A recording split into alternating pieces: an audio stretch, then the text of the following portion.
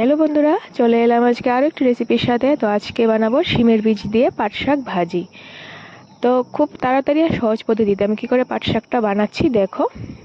এখানে নিয়ে নিলাম পাট শাকগুলি, এখান থেকে ভালো ভালো পাতাগুলি ছাড়িয়ে নেব। তারপর ভালো করে ধুয়ে জল ঝরিয়ে সরু করে পাতাগুলি কেটে নেব। তো দেখো এরকমভাবে আমি কেটে নিয়েছি। এখন তার মধ্যে আমি দিয়ে দেব কাঁচা লঙ্কা চিড়ে দিয়ে দিলাম, আর শিমের বীজ সেদ্ধ করে রেখেছিলাম এগুলি দিয়ে দিলাম। তো এখন কড়াই গরম হয়ে গেলে তার মধ্যে দিয়ে দিলাম পরিমাণ মতো সর্ষের তেল, আর তারপর দুটি শুকনো লঙ্কা ভেঙে দিয়ে দিলাম, আর দিয়ে দিলাম 4-5 কোয়া রসুন কুচি।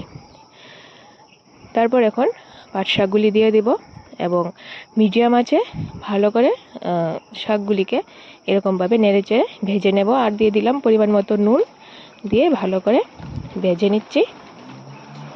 দেখো হয়ে গেছে আমার পাট শাক, একদম সহজ পদ্ধতি এবং খুব টেস্টি। ভালো লাগলে প্লিজ ভিডিওটা লাইক করে দেবে। ভিডিওটা দেখার জন্য ধন্যবাদ।